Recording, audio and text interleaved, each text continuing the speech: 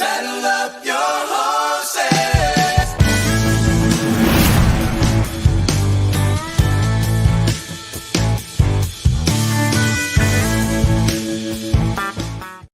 Pitter patter, let's get at her. It is another episode of the Manely Broncos Podcast, and we are pleased to be joined with the legend himself, Jeremy Nichols.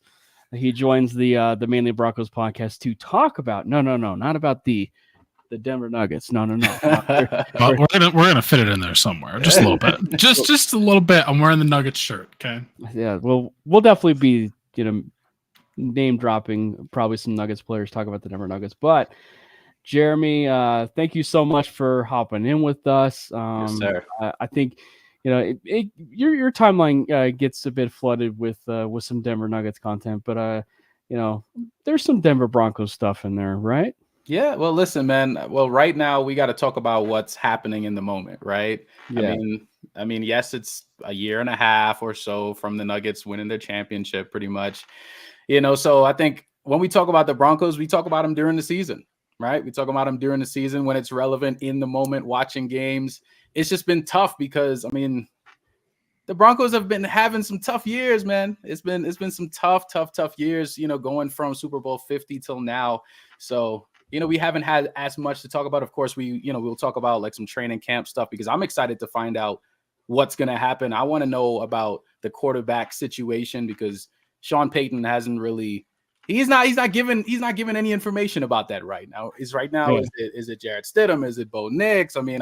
I heard a couple people mention Zach from time to time, but who knows what it is. So for me, I try to stay with what's happening in the moment. Of course, summer league right now for the Nuggets. But hey, man, listen. Once the season comes back around, you're gonna see a whole lot of Broncos content on my timeline. I'll tell you that now. Well, I do have to lead it off with if the Broncos are successful, are we going to get a different Adele version, Adele version than what you decided to put on the timeline? I got to at least lead with that first. Yeah, I'll be honest with you. There was supposed to be a part 2 coming out if the Broncos made the playoffs. Right. That was how it was supposed to be. I had an idea. It's almost like a redemption, right? Like a redemption version of that song. And I had it, in the tuck, just waiting because I was at the Vikings game when they came back and won that game. And then I was at the Patriots game at the end of the year, pretty much. And I'm sitting there like, man, come on. If y'all pull this off, I'm going home and I'm going to start working on this song. And I had it ready just for them to make the playoffs. But, I still have an idea. Maybe next season I'll bring that back. But listen, man, I had so much fun, making that song because I thought it when I put it out, a lot of people were able to relate to it. And it was just a little fun little moment. But yes, there will be one coming probably next season, hopefully. Mad Fanatic, if you're listening, you got some company. Oh, that's my guy. Yeah, I'll be honest with you. The first Broncos song that I ever did, it was a song called Road to 50. And we did this in 2016. So like right about a month or so before the Super Bowl, so he reached out to me. That's my guy. And we put a song together and it went out really, really well because at that moment we were competing with the Panthers fans, like some of the Panthers fan base. They put out a song and they put out like articles and stuff about it. So when we did our song, it was like, there's no competition now. And of course, when the Broncos won the whole thing, it was like, this is the song that made it happen. That, at least a lot of people were saying that. So it was a really cool year to witness that happen. And that was actually the first year that I moved to Colorado. So for that to happen, we talked off record and you mentioned about being like a good luck charm. As soon as I moved to Colorado, the Broncos won the Super Bowl. So I'm just going to say that and put that out there. Can you move away and then move back? I might have to, man. I'll help you move. Oh, yeah. Well, before we dive into, obviously, the main course of what we're going to talk about, one of the things that we do talk about, obviously, is how people became Bronco fans. And I know that as we found out, off air before we went live, you're not fully Denver sports. You're kind of half and half, but with Denver Nuggets and Denver Broncos. So maybe just to give some of our listeners a bit of a history lesson to a degree of maybe how you became a Denver Nuggets fan, but obviously more importantly, in the vein of the Manely Broncos podcast, but how you became a Broncos fan. Okay, so I'll start off with the Broncos. The Broncos happened, it was really by happenstance. So, like I mentioned, I'm not from Colorado, but I'm also not from America either, right? So growing up in Trinidad, we didn't watch a whole lot of American football. At least that's what we call it there, right? You know, we didn't when you hear football. For me, I'm thinking I'm walking outside and I'm kicking a ball around. I'm playing soccer, right? So, but growing up, the first time, like when my family moved, we moved to Columbus, Ohio in 2001.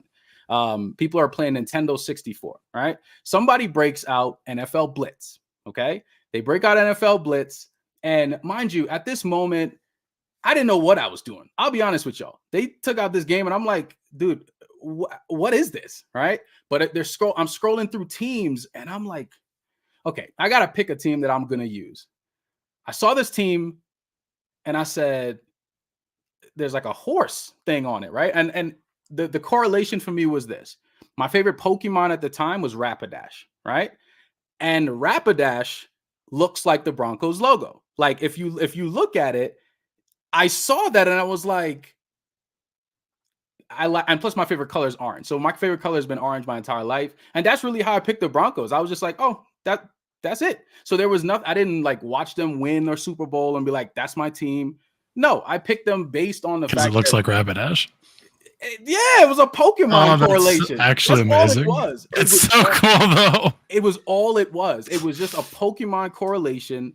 And then from there, I mean, I'll be honest. I mean, at the time, I'm like, I don't know, 9-10 years old, right? So I wasn't watching like every single game. I was more watching the Nuggets a whole lot at the time. And then what I think as I got closer, so when I moved to New York in, I want to say 2007, I was watching almost every single Broncos game, like just everything, just, you know, throughout the tough years. And of course, the Tebow years came around. Yeah. And then, of course, like the Manning, that situation was at 2012. So it's like, and, you know, you start to get closer and closer. And then I called my dad when my lease was about to be up in my apartment in New York at the end of 2014. And I called him and I said, listen, when my lease is up, I'm moving to Colorado. This is time. I have to, this is the place that my favorite teams are at. I'm moving, right? So that's how I ended up in Colorado from there. But circling back to the Nugget situation, another situation, It was kind of just happenstance. I was living in the Bahamas at the time. That's where I went to high school. All of my friends at the time, Lakers fans, Bulls fans, Celtics fans, all you know, and Allen Iverson fans. So they were Sixers fans, but they were more Allen Iverson fans specifically. And I was always that person, as we talked about, like the pineapple on pizza thing. I'm always kind of away from what everybody else likes. I do my own thing. That's right. So I asked all my friends, hey, what teams do you guys like? And those guys told me those teams. But I didn't want to be a team or a fan of a team like they liked. I wanted something different. So I told them, who are the worst teams in the league? They mentioned the Nuggets. Okay? That's how it happened. They mentioned the Nuggets. And that day, I picked the Nuggets because they were bad and nobody was a fan of them. And I said, watch this. I'm going to be a Nuggets fan starting today. And this was 2000, right? So this is mid 2000. And I said, this is it, y'all. I'm going to be a Nuggets fan and I'm going to witness a championship one day, no matter how long it takes. Okay. 23 years later, it happened. I gotta say, like what you talked about, like, you know, how bad the Nuggets were. I thought it was going to be, you know, specifically like, you know, with the Broncos, like when they were, you know, entering, you know, their successful years, you know, but then when you talk about the Nuggets, I was like expecting it to go into, you know, roughly like those 90s, because that was like, or should I say like the beginning 90s, because that was like peak, really, really, really bad, you know, Nuggets era. So yeah, this was before Carmelo. This was like right around the time of like Vashawn Leonard and like yeah, this is not playoffs Nuggets at all, right? Yeah. So it was tough, man. It was tough, but hey, you know, I wanted to be different, and it paid off. It was Marcus Camby before Melo, right? Yeah. Yep. Well, I gotta say but just from the Broncos fan side of it, that is such a fun story. Because you mentioned a Rapidash. What's the other one of that? Like Ponyta. Yeah. It's another one that looks to a certain degree like a Bronchosaurus. So it's just like, and us, Brandon and I being like true nerds, appreciate that kind of stuff. But, yeah. Hey, that's just how it was for me, man. Yeah. That was my correlation. So, Josh, if you're watching this, I need you to edit the Manly Broncos logo to just look like the Rapidash Flames. I need it. It'd be so much fun. But not the Galarian Rapidash. Not we need the OG. The OG original. That's the one I'm talking about. Yeah. That's the only one that exists in my mind. Absolutely. Biggie, if you in terms of your story, feel free to drop it into the chat. It may be a bit long. But, hell yeah. Go for it. Yeah, feel free to drop it in the chat. I would love to hear about the fandom and stuff like that. I love stories like that. So dude, playing Blitz, man, that's so cool. That game was so fun, where you could, man. Kill people. Pretty much, yeah. I miss Blitz. And I assume it was like the OG Blitz, which was it was the first one. Yeah. This was Nintendo 64. So yeah. Moving forward now with the Denver Broncos, at least on hand, and moving forward with the current topic of the day, Quinn Miners got paid. The belly, the belly got paid, or what was it that Ian Rappaport put on the timeline? The belly broke the bank. And 4 years, $80 million, so $20 million a year, and roughly about $40 million in guaranteed money. Brandon, I know you and I talked about this actually like a week ago or a couple weeks ago, where we actually said, if you were to predict who was the player that's going to be signed first, between Garrett Bowles and Quinn Miners, it was very easily, they was going to be in Quinn Miners, versus Garrett Bowles. But I will be somewhat surprised in the sense that I was at least happy that they were getting more importantly, I was happy they were able to get it done right away.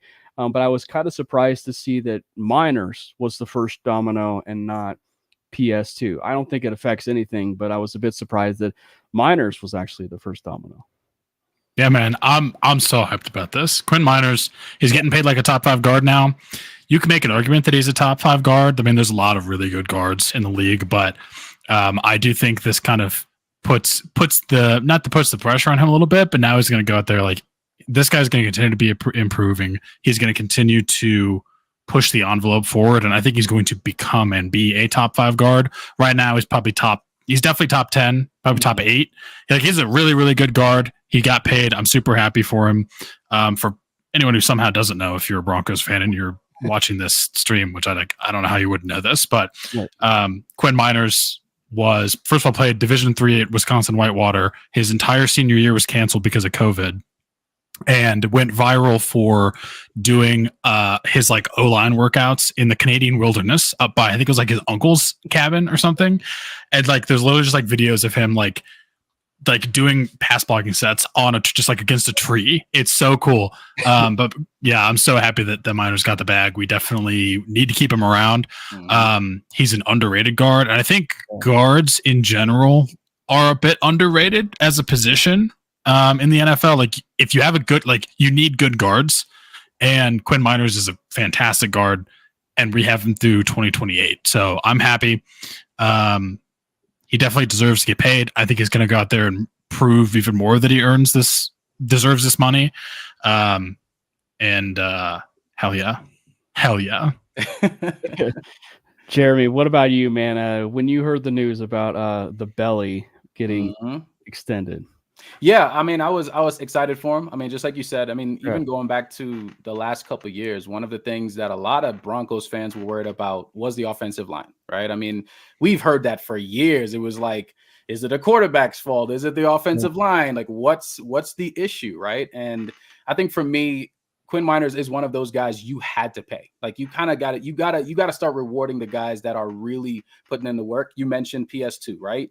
You gotta lock him down for quite some time, because let's be real, he's 1 or 2 right now, depending on who people like in terms of the best corners in the league. Some people like Sauce Gardner or whatever, but I mean, I'm PS2 all the way, right? So it's like, but for me, the offensive line, you got to lock that down. You mentioned obviously Garrett Bowles.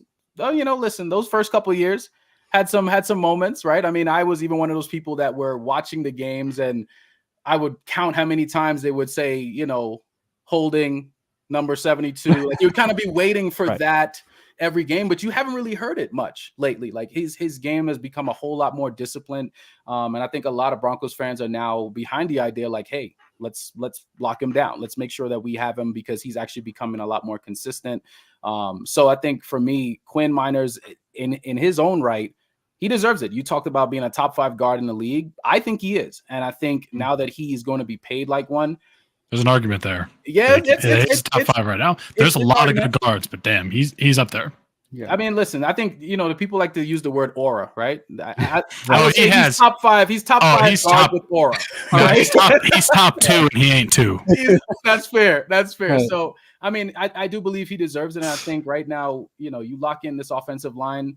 Who knows what the quarterback situation will end up being? We don't know what that looks like as of yet, but we'll see, man. But I think for him, he deserves it for sure.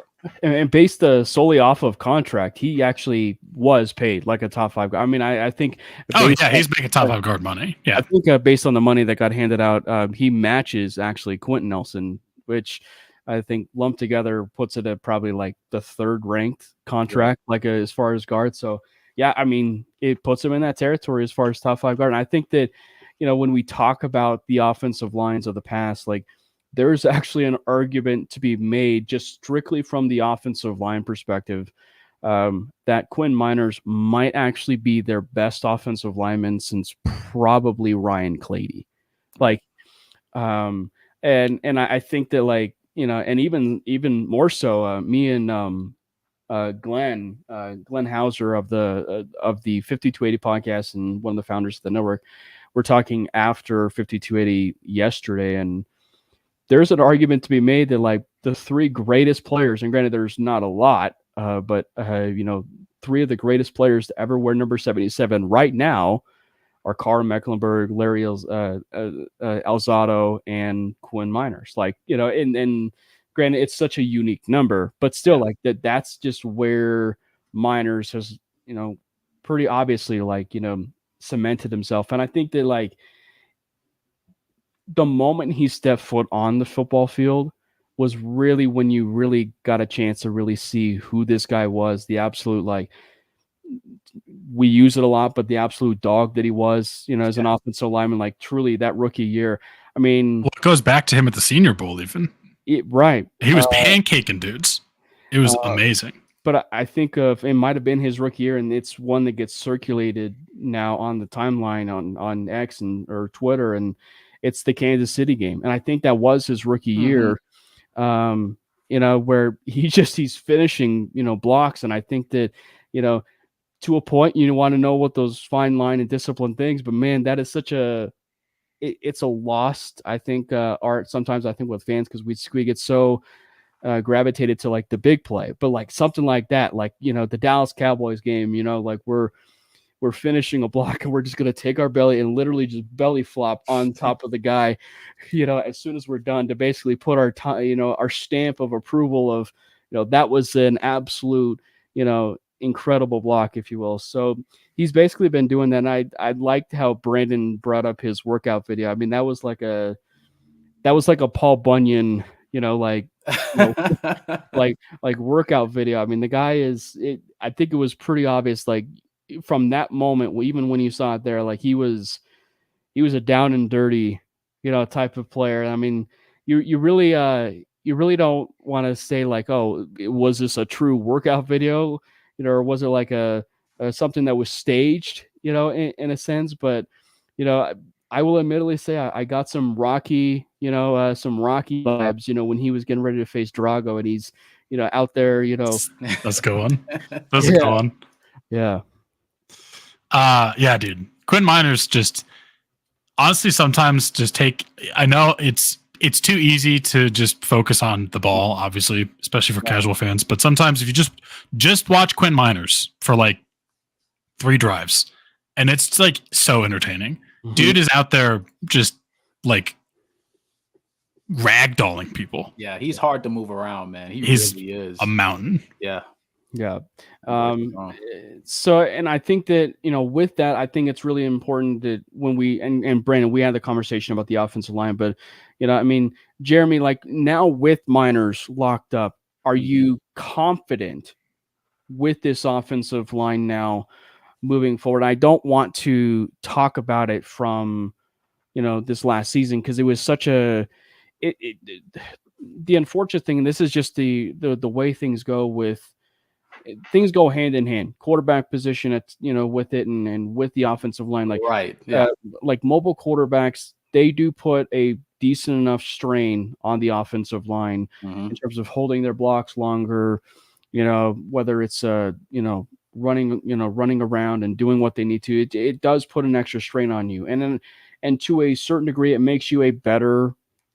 It makes you a better offensive lineman to a certain point, right? But there's only so much you can do to that.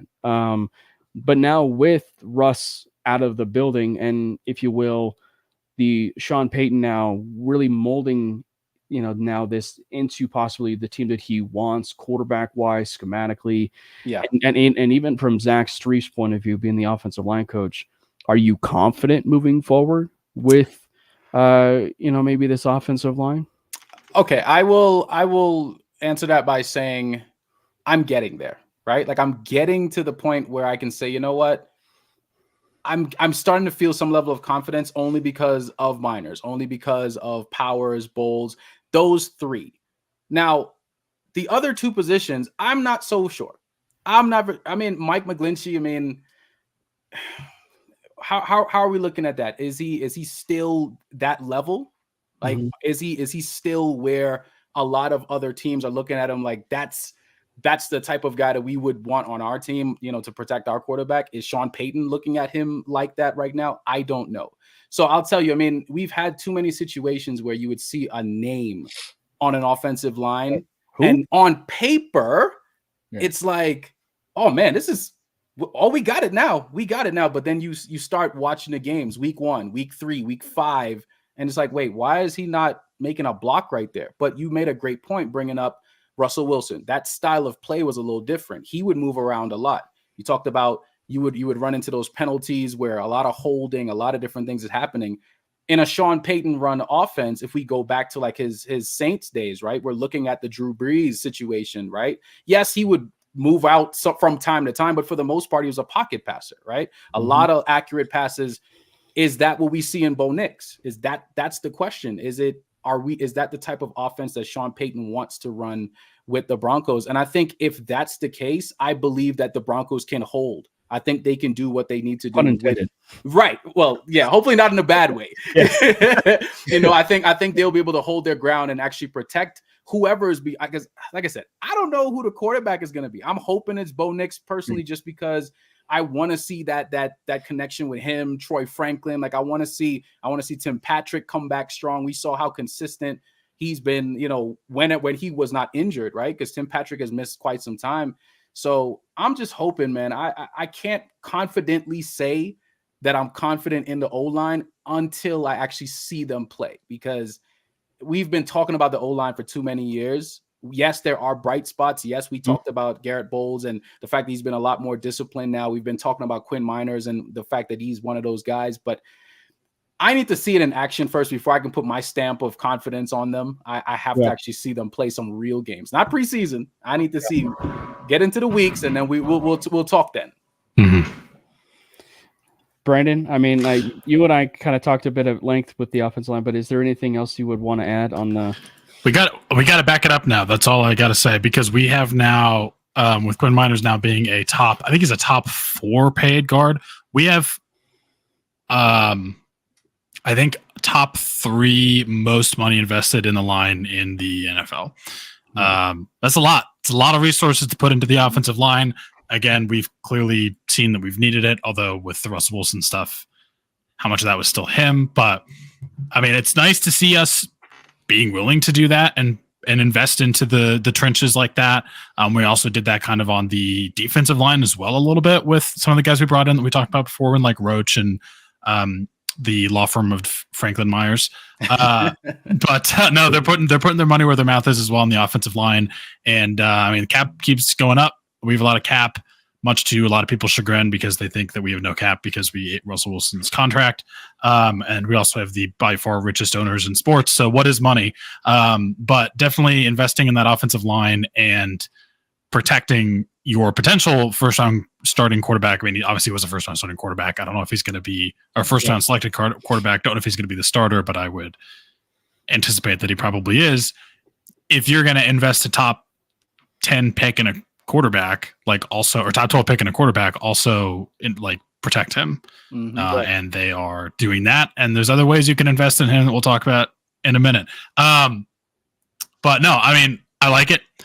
I want to see it play out on the field, like Jeremy mentioned. My only hesitancy at this point is honestly McGlinchey. Like, McGlinchey needs to step up. He also has by far the most guaranteed money on that line, which is one of the most expensive lines in the NFL, and he has the most guaranteed on the line. So he absolutely needs to. Center, I don't really know exactly what's going to be happening there as well, and that's like also kind of a question mark. But McGlinchey, you got to get your shit together. And but I think it's going to be better than we've seen. And not that it was even bad last year. I think there were definitely times where, especially 2 years ago, where Wilson made it just look worse. But I do think it's going to be a solid offensive line. You could probably say it could be a top 10 offensive line, maybe higher. But I think a lot of that lands on McGlinchey and whoever ends up being center. But I think I'm encouraged. So we'll see. Yeah, I think that for the offensive line, and this was, one of the other takeaways for me now that they did invest in minors is I don't know what the development, to piggyback off what you guys have been talking about, the development forward with this offensive line, but I think that this is truly the first time with Sean Payton and just really a coach in general where they've really decided to spend money and invest in an offensive line. Now they just got to get their bang for their buck. Ben Powers, he was a bit inconsistent, right? He was a bit inconsistent, but he did get better, as did McGlinchey. He did. As the season was winding down. So the fact that things are possibly trending in the direction of better offensive line play, I think is good. But I think that Bronco fans should at least be happy with the fact that Payton and the entire ownership group are, in lockstep with the idea of we're going to invest in the offensive line. Sure, they probably could have wanted to pay Lloyd Cushenberry, decided not to, and roll with maybe a cheaper investment with guys like Mustafa, the veteran, and Lloyd Cushenberry and Luke Wattenberg. So, but yeah, I just think that, the fact that they're putting forward an investment in that offensive line, which is something the Broncos really have not done with an offensive line, I think is, one of the big positive takeaways for me. As far as some of the other things that have been happening in the news, I guess aside from being created on X, Twitter, what have you, by Bronco fans and possibly wanting Brandon Aiyuk. But the 33rd team went out and put out like the top 5 possible destinations for Brandon Aiyuk, and the Broncos were one of those teams that were linked to San Francisco. How do we feel about Aiyuk in Denver? I mean, it's actually a big talking point in the sense of, do you invest in the youth of your wide receiver room, or do they actually need that top dog, if you will, at wide receiver, or versus drafting a young wide receiver one? I'll let the guest go first. Oh, okay. Yeah. I mean, listen, I think us as Broncos fans, because we've kind of been starving for something good, right? Yeah. I think anytime you see a name that goes out there. I mean, on his team, if you look at the 49ers when they had him, or he's still there technically, but they have so many stars on that team. And I think for him, it's like, man, like you got McCaffrey here, you got Debo here, and of course, even now Brock Purdy is starting to ascend in his own right. So if he does come here, like you said, I mean, he would kind of be the guy. I don't know if him coming here affects Courtland Sutton, because I think he believes he's wide receiver one and like how that would look. So I mean, let's be real. He is talented, right? So I think if he does come here and you don't have to lose Sutton in that situation, you do have a 1-2 punch technically. But I don't know, man. I've seen a lot of Aiyuk games, and here's the reason why, because I've placed bets on him before. Just being real, I've had those times where fantasy football. Hey, that's mine. Hey, that's just how it is. I'll be watching those games and I'm placing something for him to catch how many yards. And I'll tell you this, guys, I've been disappointed a lot. I'll be honest. Hey, listen, but you said it does come, if you've seen the receivers, doc that's on Netflix, a lot of it comes down to their quarterback and if he's finding you. Their offense in San Fran was very McCaffrey and Debo centric, right? So you had a lot of that. So Aiyuk had his moments here and there. You would find that, of course, they got to fit in George Kittle there as well. So you kind of got to have that. So he's had his moments. He's very dangerous. He's one of those receivers that can get things done, especially if you have a quarterback who's looking for him. But I don't know, man. I told you, I'm more of the guy that I truly need to see something happen before I really say, you know what, that'll absolutely work. I really want to see Tim Patrick back in the Broncos offense, right? Because prior to his injury, you saw a guy, he had the best hands.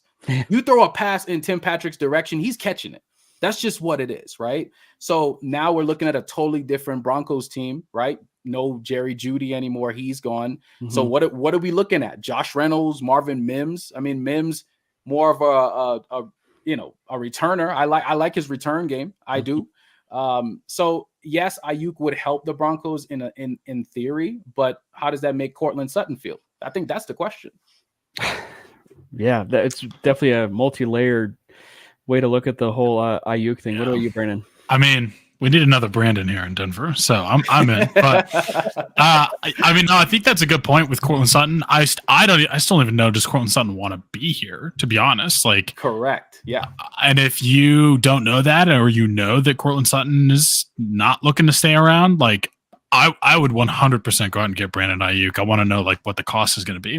Right. But Brandon Aiyuk has been a little bit buried in the 49ers offense. He's been good still, but there was also a time, I don't know if you guys remember this, he was weirdly in the Kyle Shanahan doghouse or something. He just was not being targeted, not getting any snaps, nothing.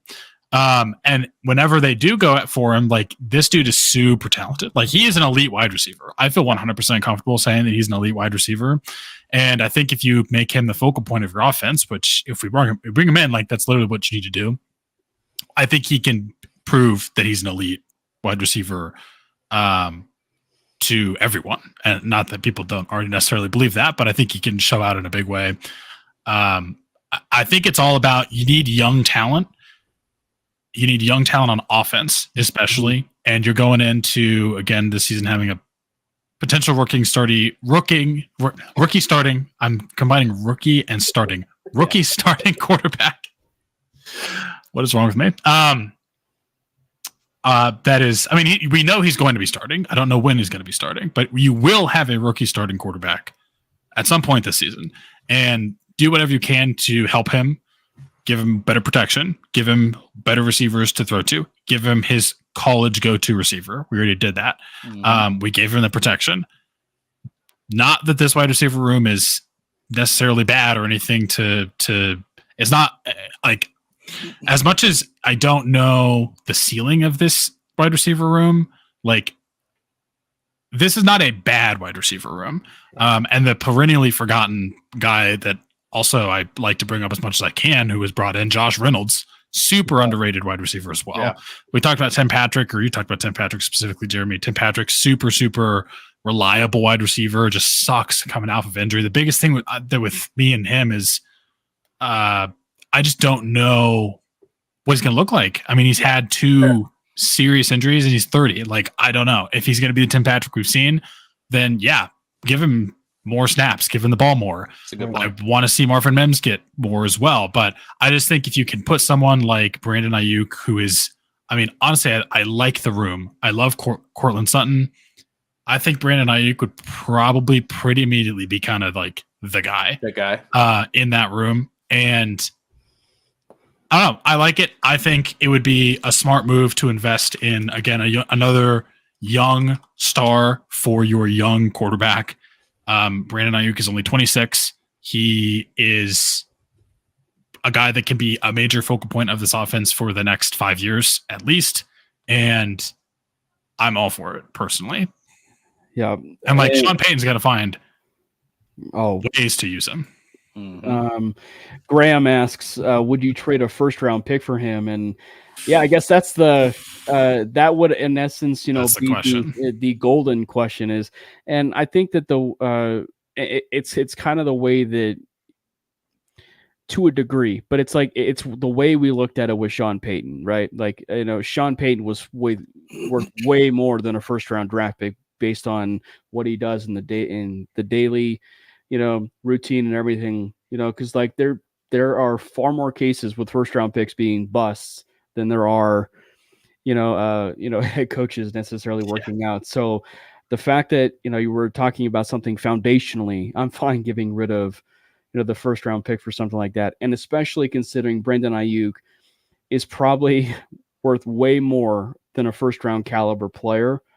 I probably would. The question is just, would the Broncos feel that way? And I think that that's the other side of this too, for me, is like, let's just say the Broncos do pull it off. They acquire Brandon Aiyuk. The other level of it is, I don't know if Cortland Sutton would even be in the deal, or let alone, and as crazy as it sounds, I don't know if you would want to go to San Francisco. And I know that sounds so crazy, but like, as much as we are talking about Brandon Aiyuk and him maybe being a third target, fourth target in San Francisco, does Cortland want to go basically back to possibly, a situation like that? Now, do you have to include Cortland Sutton in the deal to San Francisco? That's what I'm saying. Like, I don't know if Cortland would be in said deal. Okay. Yeah. Yeah. So I think that, and I think that it's interesting. And so, like, say the Broncos do pull it off, though, I think that actually tells us more about the current state of the roster from Peyton's perspective, George's perspective, the ownership perspective. They're willing to, make that, extra, the extra work in to ensure that they're going to be a better product on the, on the field. So they clearly view it that they're going to be a competitive football team, right? So in that case, if they're acquiring Aiyuk, and I mean, you have a quarterback on a rookie deal, and the other part of it is they would feel very comfortable with the fact that, Bo Nix is their guy. I mean, there's no doubt he's going to be the guy. The question is, of course, will he start in year one? I would assume that he probably will, but like, if he's the guy, a rookie contract, investing in a wide receiver like that, it's a very interesting discussion. Now, D-Rock brings in, of course, and as we'll talk about the wide receiver room in general, but are we talking possibly about, should we not be talking about Brandon Aiyuk, but rather trading for Debo instead? Ooh, that's interesting. Now, obviously, knowing Debo and like his skill set, he's a combo player, right? Like they play him, they have him as a running back sometimes. He's usually as a wide receiver most of the time, but Debo is talented as they come. Talented as they come, right? So if he comes in, how does Javonte feel? How does Cortland feel? Like, because no matter what, he's gonna be interfering with one of those players and where they sit. Now, I highly doubt he would come in and be the running back, right? I think he would be more so a receiver, but he's going to have those plays, where they use him that way, just like they do in San Francisco. But I don't know, man. I think no matter what you do, Cortland Sutton is kind of going to be slighted in some way, right? Because he's the guy. Like right now, in terms of the pecking order of the wide receivers, Cortland Sutton is your guy. At least most people would say that. So I don't know. I mean, but from a talent perspective, absolutely. If you can bring talent to the Broncos that can make things happen, and your offensive line, like we've been talking about, can protect your quarterback long enough for him to get that ball to those receivers to make some plays. Listen, man, you got to get the talent somewhere. And I think if I don't think money is the issue. We talked about obviously the Broncos owner. They don't work. Money is not. They don't care about that. It's just about put this team together, man. I just want to see the Broncos make the playoffs again, bro. Can I see that again? That would be nice. Yeah. And going to the first round pick discussion, I mean, do I think that's probably what it would take? Yes. But I will say in both of these cases, you're also having to pay that player because Debo, the reason he's requesting, or Brandon Aiyuk, the reason he's requesting a trade is like the contract talks have stalled. Right.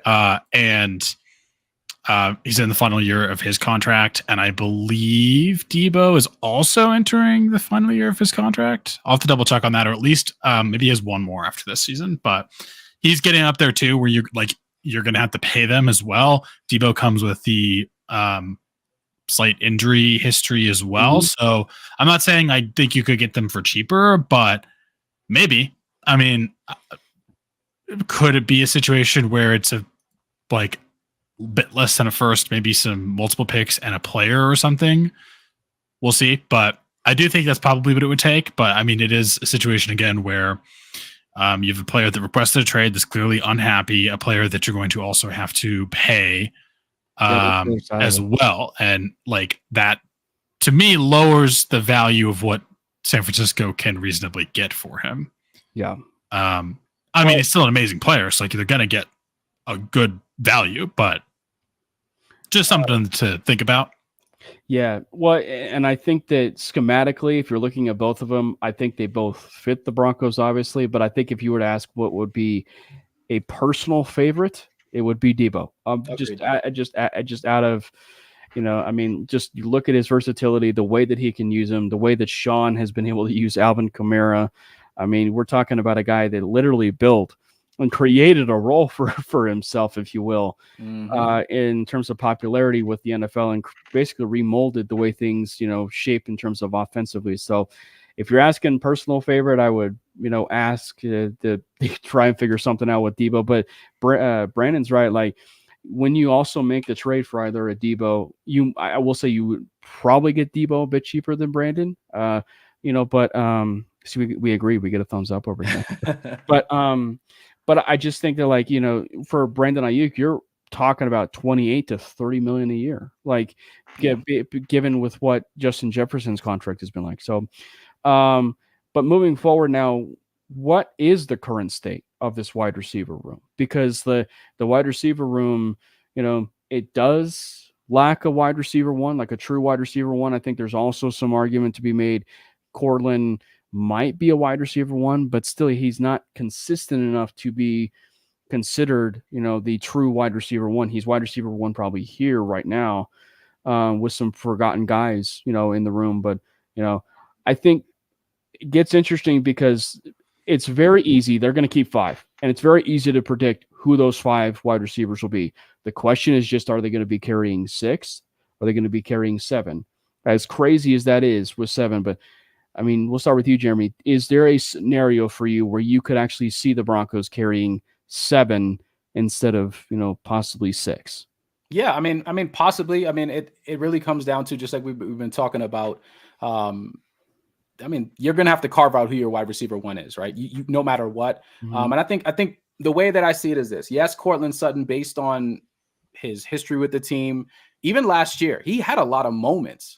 Last season, him and Russ, there was a time where I want to say maybe a 4 out of 5 games that he threw a touchdown pass to him. Like there was some consistency being set up between him and Russ. Of course, Russ is gone now. But I think right now the Broncos, they have talent in the wide receiver room. Some younger guys. We've talked about Troy Franklin. We don't know what that looks like with him and Bo Nix. We don't know. We saw it in college, right? But right. In the pros, it's a little different, right? We've seen that situation happen before, but we're gonna have to see, man. I think right now you do have to kind of cut the fat no matter what. Somebody may end up having to get traded somewhere. And my question is this, right? Looking at just the pecking order of what a lot of us as Broncos fans see, a lot of us have Courtland Sutton as kind of the top guy now. Right. Would Courtland Sutton be wide receiver 1 for any other team right now? If any team that you could really think of in your mind, just quickly, would Courtland Sutton, if traded to any other team in the league right now, would he be the guy for any of you guys? If you could just off the top of your head. Yeah. Chargers. Yeah, I was gonna say.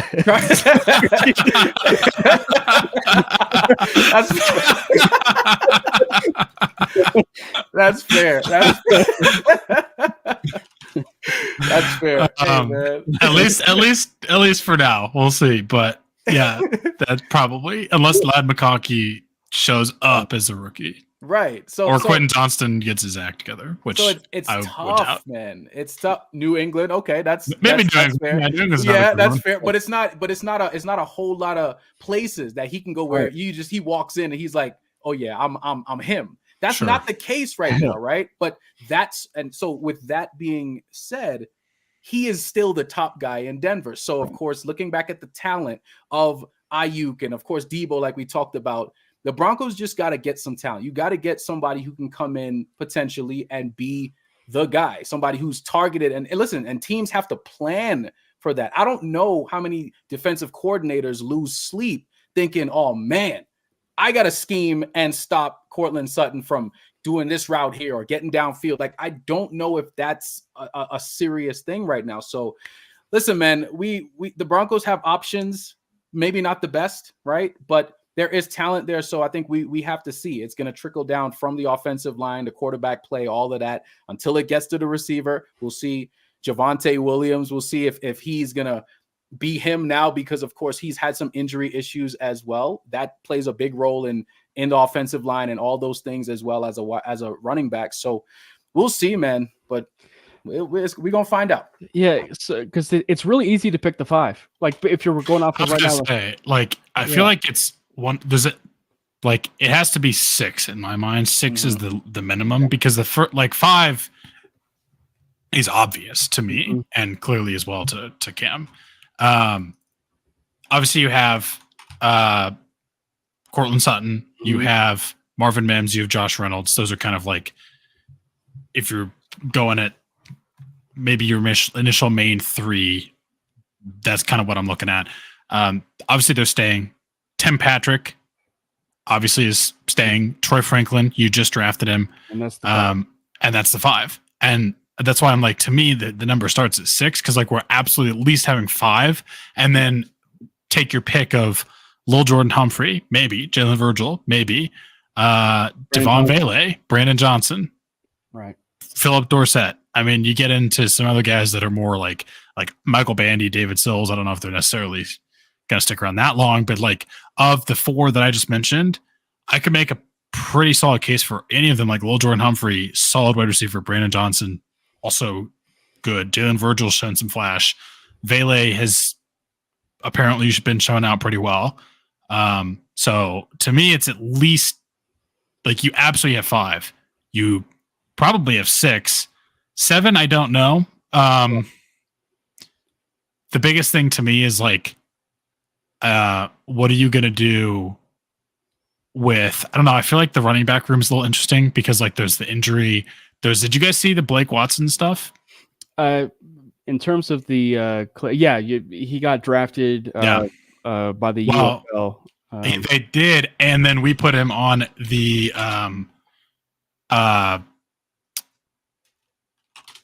non-injury list. Yeah, but non-football injury list. But we still own the rights. Like we do.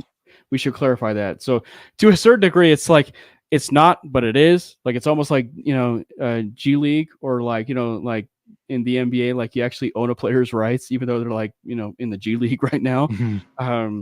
So like we actually own the rights to Blake Watson unless they like took him off of contract and then and then he ended up basically be free to do what he wanted at the UFL, and then he can sign with whatever, kind of like what they did with Ben DiNucci. Mm-hmm. Ben DiNucci. Yeah. But yeah, I mean, I got off a little bit there about the running backs, but yeah, I mean, it's to me, it's obvious. Those are your 5 wide receivers. I feel like one of those other guys sticks around, and then from there, it's like, do we want to carry 7 or do we want to maybe carry another running back, or what do we want to do? Yeah, but the 5 is obvious. Yeah, and I think my early hot take is that they actually carry 7. Like my who are the other 2 then to you in this hot take? The other 2 I think are Brandon Johnson and Devon Bailey. I think okay. I think you don't think Lil Jordan Humphrey sticks around? I don't. Okay. I don't. I think that they actually could view Devon Bailey as almost like a younger Humphrey in the way that they. Sure. I mean, he's not necessarily the same, maybe blocker per se, but I think that you can use him based on his size and possibly the ways that they used Little Jordan Humphrey. And Brandon Johnson is kind of, we talk about forgotten wide receivers to a degree with Tim Patrick. Brandon Johnson kind of finds himself in that forgotten territory as far as like wide receivers that is really forgotten. Like we're talking about a really talented, like to a certain degree, like reliable wide receiver with Brandon Johnson. And so, I mean, there was an argument to be made like Johnson was like Russ's favorite target for a certain period, right? And then, so my hot take is that they actually carry 7, and if everything rolls out the way it, accordingly with the Broncos offense and everything like that, if they divvy up the targets and everything with with it, they're going to need a nice little lion's share of weapons at that. And if you don't really trust the tight end room necessarily, I could see them maybe going a little bit more extra on the wide receiver room. No love for Dorsett. No love for Dorsett. No. I'm just kidding. I was hoping you brought his name up. I was like, oh, hold on, who's he gonna say? Very cool. Philip, I love you, man. I know you blocked me on Twitter, but I love you, man. Oh, we did? That's why. Oh, I see. That's man. That's the reason. We get into the real thing. Well, I was gonna say, it's not exactly like a Nick Benito thing, where he just randomly or like blocked like hundreds of accounts. Like I remember when he was drafted, and for a lot of Bronco fans found out that he was like all of them were like blocked by Nick Benito or whatever. I did see that. I did see that going around. So I'm apparently one of them on that one. But Jeremy, I know you have to get going, but any final thoughts on the wide receiver room from your point of view? Marvin Mims, right? Marvin Mims. I wanna see a big year for him personally. Because I think, as one of those receivers, you see them in the slot, you see them who can return stuff. And I want to see somebody next season who can actually score a touchdown on a return. And I think Marvin Mims being that guy that's speedy enough to make it happen. He had some plays. There were some moments in there, right? Of course, he's not one of those wide receivers that are without fault. Right. He's gonna miss time. He's gonna misread some things as well. But I just want to see him personally have a really good year. We know you brought up Josh Reynolds, right? You saw what he was doing, and he had moments in Detroit. He had moments. But I think that's just kind of who I want to see. Cortland Sutton, we don't know what his situation is. You brought up the fact that does he even really want to be here? We don't know that as of yet. Right. We don't know, because maybe he views himself as that type of player, as I thought maybe Jerry Jeudy kind of suffered from that same thing. Right. That player that they're like, oh, man, I believe I'm here. But if you look at the fans and you look at the coaches and the offensive coordinators and the way they would call plays, does the team believe that you're on that level that you think? Right. Yeah. So I just want to. We don't have a whole lot of stars in that position right now. So I just want to see some level of consistency. Somebody put the comment up about Tim Patrick, like I've been talking about, but I believe that guy was a Raiders fan. I'm pretty sure I saw a Raiders. That's right. A Raiders. So I got to take that one with a little grain of salt, right? But no, I do believe that the Broncos do have talent at wide receiver room, but I personally want to see Marvin Mims have a really good year. That's just me. Yeah. That'd be fun. I'm definitely down for the Marvin Mims return touchdown. Yeah, man. That would be sick. Give us something exciting to cheer for, man. That's all I want. Jeremy, man, thank you so much for hopping on. Super fun. We definitely will do it again. For sure. I can't wait to hear the playoffs part 2. Yeah. Oh, it's listen, is happening. The good thing is this. I had already started writing it. I already knew what I was gonna flip to make it happen.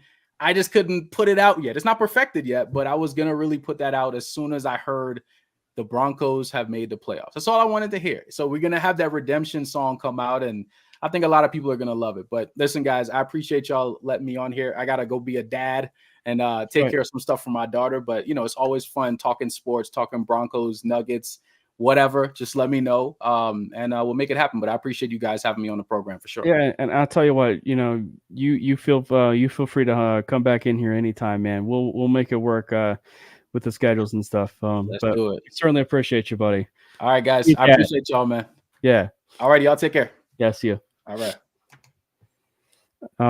That was Jeremy Nichols. Make sure you follow him on socials. It was at Jeremy Nichols. I think it's Nicolls,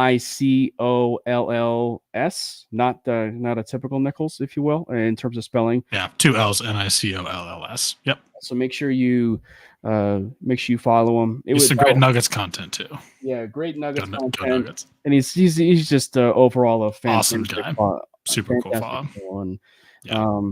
But yeah, so I think that one of the things that I wanted to ask, and then when we talk about the wide receiver room, and it's a constant theme when we have the conversation, right, about the positions and the positional stuff, like when we've been looking at it.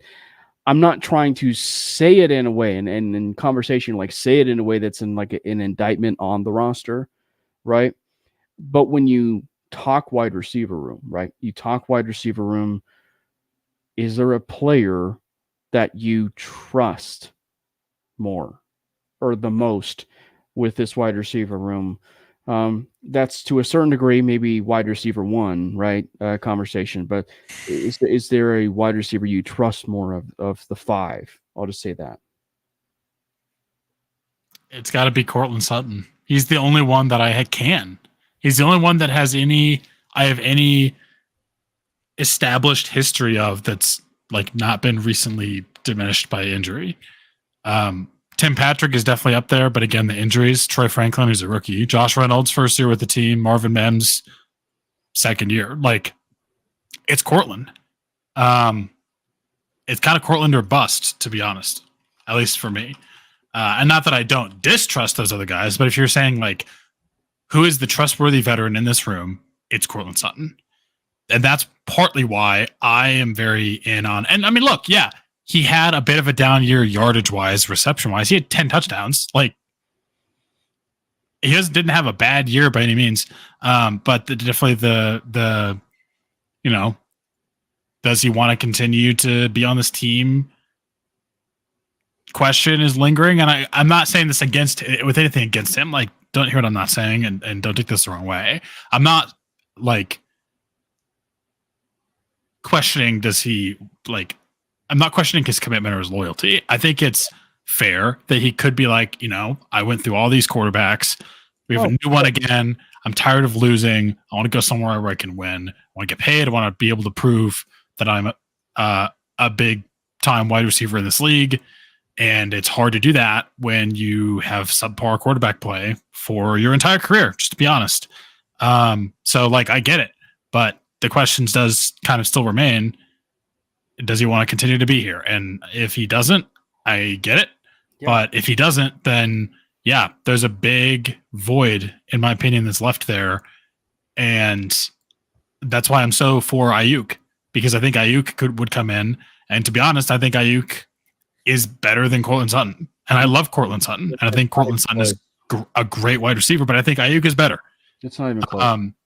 So Debo's if you better. tell me you can get a 26-year-old or even Debo, the reason I like Aiyuk better is it's more for me personally, the injury lack of different injury history, but I love Debo too.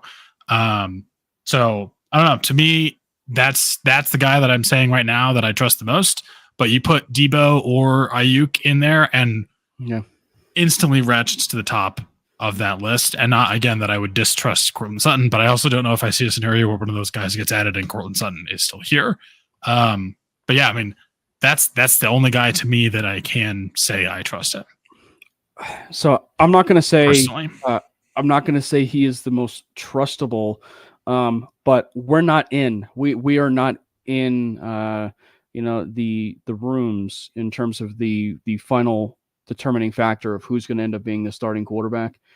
But let me just say this: if Bo Nix is the Week 1 starter, there is a argument to be made that the most trustable wide receiver from the quarterback's perspective is Troy Franklin.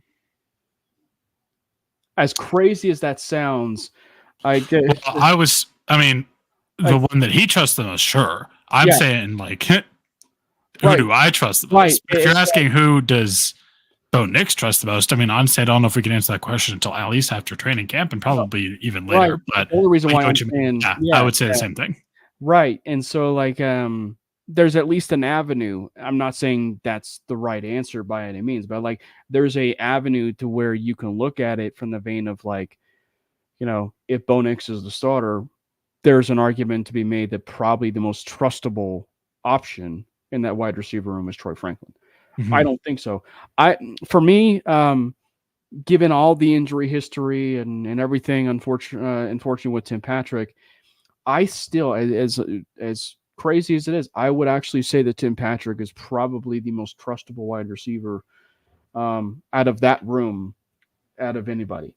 But even with that, there's still not even a shadow of a doubt or even, confidence for me to be like, well, Tim Patrick's going to possibly stay on the roster because of, his injury history. But I do think if there's a wide receiver that I trust, and given everything that we've been seeing and reading about in terms of practice the last couple of years before he sadly got injured in training camp and everything, there is something to be said that Patrick truly is the most trustable player in that room. I would have said Tim Patrick if he didn't have the injuries. That was the only thing for me, which sucks. It sucks. And you do have to consider everything into an account. But yeah, and I think that just goes to show with where things are. That's just my personal opinion. But I guess if you truly are looking at it objectively, Cortland Sutton might actually end up being that guy, like as far as that trustable weapon. But I wouldn't even rule out Josh Reynolds either. I think, again, Josh Reynolds is an incredibly underrated wide receiver. If there's actually, obviously he just hasn't played on this team in the system yet. I'm not saying. I think Josh Reynolds is going to be. I think Josh Reynolds is going to surprise people. He's going to have a good year. Let me say this. This could surprise some people in terms of the comparison, but whether or not Tim Patrick is here this year and he's with the Broncos for a full year and then he gets a contract extension, that's not what I'm going off of. But if you're going off of a younger version of Tim Patrick, it's Josh Reynolds. Yeah, that's true. I think that Josh Reynolds definitely was in that Tim Patrick role in Detroit. So I think although you say younger. Well, younger to a T in the sense of maybe like injuries and not having. I mean, he's like a year younger, maybe. Like even. He's 29, but I get what you mean. But, less wear and tear. Yeah, less wear and tear in that game. But it's gonna be a really fun battle to follow. But yeah, as we talked about Blake Watson earlier, the Broncos still own his rights. I actually would venture to guess he's probably still. This is just a guess. I still probably would think he's going to stay with the Broncos. I hope so. It was just weird. It was weird the timing of the draft, him being drafted and being put on the non-football injury list. I will say the exempt list, or not exempt list. What was the exact list that was put on? Actually, he wasn't the only Bronco. Frank Crum. Frank Crum was another one that got drafted, and it's like Omar Brown was another one. Omar Brown was another one. Michael chimes in and says, without Cortland Sutton on the Broncos team, it's going to be a soft wide receiver room. There's right. I mean, like there's certainly a way to look at that. I mean, if you look at it from, it's going to be a young wide receiver room. Yeah, soft maybe a bit harsh, but I think maybe he would probably be going with young. But I really do think though that like if you look unestablished, I guess. Go ahead. Yeah, but if you look at it from what happened this last year, yeah, it may have been 50-50, but there's an argument to be made. The Broncos obviously do not win games if Cortland Sutton does not step up and is that clutch wide receiver in those big moments, right? And like, yeah, it may have given us flashbacks to the Tebow years of 2011 and everything, but like Demaryius Thomas, Eric Decker, right? Eddie Royal, like the Broncos don't win those games, you know, if they make those clutch catches in those big moments, right? Mm-hmm. You know, I mean, Demaryius Thomas against the Chicago Bears, Demaryius Thomas against, you know, the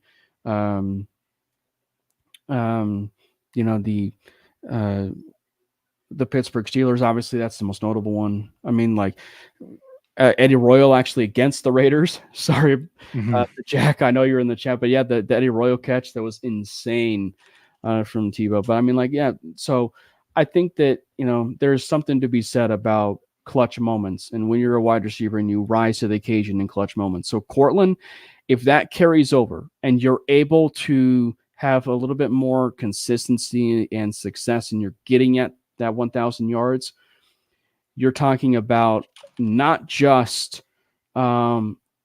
possibly a raise, right? Which is you know, everybody in their company and in their workforce is always looking for a raise.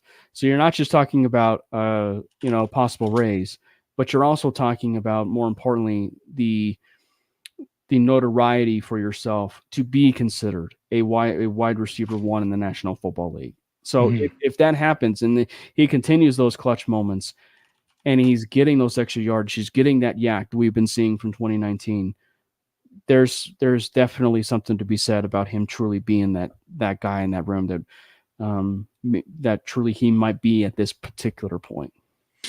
Yeah, I did want to touch on real quick this question from Jack about where do you have the Broncos wide receivers rated within the AFC West? And that's kind of an interesting question. Personally, I actually think the Raiders wide receiver room is the best in the West right now, primarily because of Devontae Adams. Although Jacoby Myers is like a solid wide receiver, and Michael Gallup is pretty okay. The only reason I have them number one again is just like they have the guy, they have Devontae still, and I would then honestly put the Broncos second, personally in the West with Sutton, Reynolds, Mims, Patrick Franklin. And the reason I say that, I mean, the Chargers, who is their wide receiver one? Like the Chargers to me, by far the worst. And it's not even close. Yeah, that's definitely last. Quentin Johnston, who knows what's going to happen there? Like he was quite bad last year, to be honest. Lad McConkey, we have no idea. Josh Palmer is okay. DJ Chark, okay. Brendan Rice, rookie, promising rookie, but like they're definitely the worst. And then the Chiefs, honestly, also are pretty bad. Like, yeah, it sounds weird, and I think a lot of people immediately like think, oh, well, no, the Chiefs have a great wide receiver. It's like, no, they don't. They have Travis Kelce. But the reason why it's lifted up, and that's about it. The reason why it's lifted up is because of Kelce and because of Mahomes. Yeah, like their wide receivers are incredibly inconsistent and untrustworthy. I mean, now they do have Marquise Brown. I mean, if we see Marquise Brown be okay, maybe I would put them second. But Rashee Rice was by far their best wide receiver last year. He's having that off the field issues. Xavier Worthy, rookie. Justin Watson hasn't really done much. Kadarius Toney, Mecole Hardman, Justin Ross, Sky Moore, kind of a walking joke. Like they do not have good wide receivers that have proven that they can be a reliable wide receiver outside of maybe Rashee Rice. Marquise Brown is the only interesting one to me. It's like if he shows he can kind of come back to being what we have seen from him maybe before, then I mean he's a good wide receiver, but he's not. I mean he's not the best wide receiver in that room. The best wide receiver in that room is actually Rashee Rice, and he may not even be on the roster. And yeah. I mean, let's be real. He will be because they don't care about that, but he shouldn't be. I I think It's I don't know. I'm gonna stick with that. Raiders, Broncos, Chiefs, Chargers. I think that there's definitely something to be said. I think the top two wide receiver rooms in the division are the Raiders and the Broncos. Easily. I think that, but the reason why the Raiders would probably take that number one spot is because of Devontae Adams. But That's exactly what I'm right. thinking, yeah. So but I think the why it might lean toward the Broncos per se is that I might trust the room maybe of some of those other players, maybe like a Josh Reynolds, a Tim Patrick, probably maybe a little bit more than those guys like a Jacoby Myers and some of those other players. I think Jacoby is underrated in his own right, though, in terms of a wide receiver. I think that it's unfortunate that Hunter Renfrow couldn't work out with the Raiders, honestly, because he was such a good wide receiver for them. That I would love to know the backstory about why that all could not work out with the Raiders. Yeah. And funny enough, he's a wide receiver that is out there, that would fit the Sean Payton offense. But I don't hate the idea of the Raiders being number one. I really don't. I really don't hate the idea of the Raiders being number one, but I think it's pretty obvious that it's led by Devontae Adams. No, I meant like in terms of just the Raiders and the Broncos. And the Broncos, yeah, for sure. Yeah. Frankly, the Chargers. Jacoby Myers is a good wide receiver too for them. Yeah. He's been undershadowed. Well, I mean, like it wasn't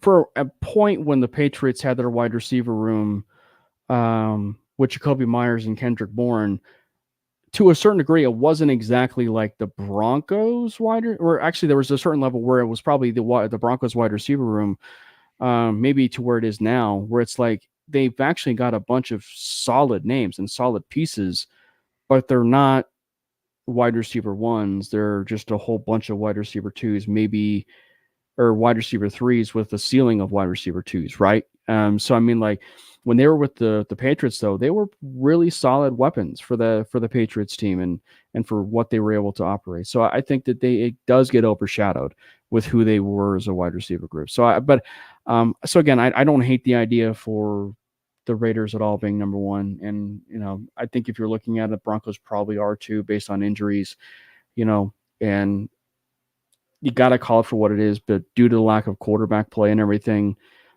it does bring it down a little bit in terms of that wide receiver room also. So I do think I do think though that like they're not to be toxic with Chargers fans and stuff like that, but Chargers are not just last in the division. They're the last in terms of like the worst wide receiver group in the entire NFL right now. Like they're definitely pretty far down there, if not the worst. They're bad. I mean, you have the Giants, right? I mean, granted, they did upgrade with Malik Neighbors. Mm-hmm. So I think that there's maybe some other teams in there, but I mean, Chargers are definitely last. But Jack, thanks for the question though, man. Yeah. Good question. It's fun to, and it is actually easy to forget. I mean, Brock Bowers isn't a wide receiver, but he's definitely a passing weapon. Well, I mean, we talked about it. I mean, he's a positionless player. It's one of the reasons why we were kind of pounding the table for him here. But I mean, I think it was, I'll just say this, just as, Jack, since you're in the chat, I thought it was a bit puzzling why they took Bowers. I mean, obviously, if he was the best player in the board in BPA, like you take the best player, that's available, according to what it is to your board. And if he was, then you take him. But you had Michael Mayer there still. And it's just like, so I don't know, overall, like you could have gotten with a tight end a little bit later.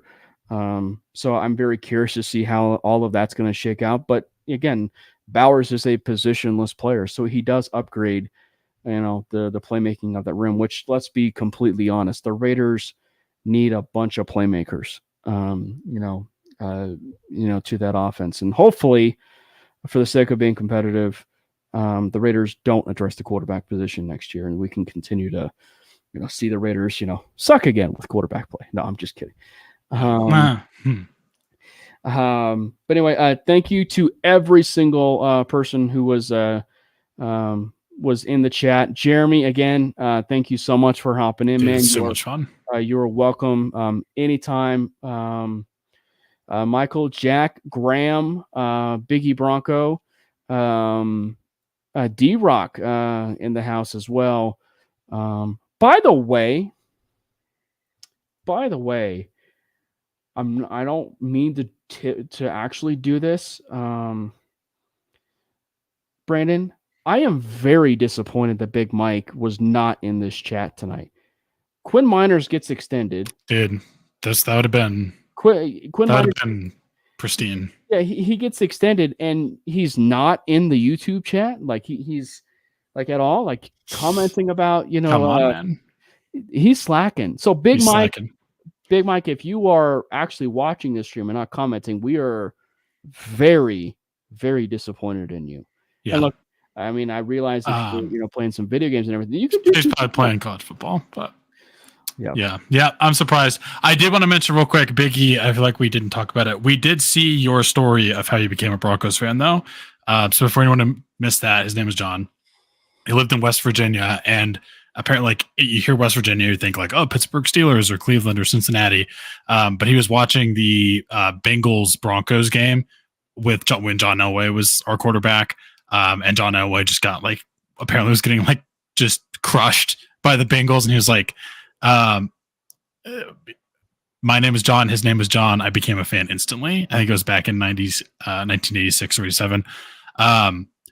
Wait, just to be clear, was it this reads like Elway was having a bad game and you just bonded because you're both named John and he was struggling? Or was it John Elway was torturing Cincinnati? I can't tell which one this was, but that's a cool story.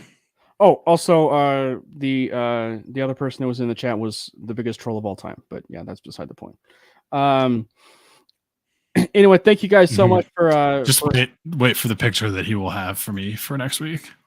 Now that you said that, yeah, it's whatever. I mean, he can do whatever he wants. Elon will come, for the reckoning at some point. So, again, everybody, thank you so much for hopping in the chat with us. It was an absolute pleasure. Make sure you follow both Brandon and I on socials. We are here every Wednesday at 7:30 Mountain Time. Manly Broncos at Manly Broncos. Make sure you also subscribe to the YouTube channel, MHRT Network. Brandon Miller, PO, Cameron Parker, PO. Make sure you also follow, as we said earlier, Jeremy Nichols at Jeremy Nichols. It's spelled a little bit differently than Nichols' last name. It's N-I-C. What is it? N-I-C. Nicolls. Yeah. Listen to Brandon. He's one of the smart people here. The smart person here. Yeah, that's debatable. Anyway, thank you again to everybody who was in the chat. We will do a wrap. It may be a little bit more extensive considering the fact it's the day before camp, but we will do a much more extensive look at the roster as a whole, quarterback, everything as we ramp up for training camp next week. But again, thank you guys to everybody that was in the chat. We wish you guys a great night. And if you guys are playing NCAA, get some sleep, boys. Get some sleep, please. Get the much needed rest. Your dynasty team can wait a day. It's okay. Your dynasty team can wait a day. Your Arkansas State team can wait a day. Your North Texas team can wait a day. Your FCS Northwest team or whatever, they can wait a day. It's okay. They can absolutely wait a day. Anyway, thank you guys so much for hopping in the chat. It's been an absolute blast. We'll see you guys next week on Wednesday. Fast lane when I pass in the street, bag of money in the passenger seat. Simcoe's been asking for me on the road from the west to the east. Way up, I might never come down, cause the coast racking up the flame out. So high, I might never come down, so what, this is my lifestyle.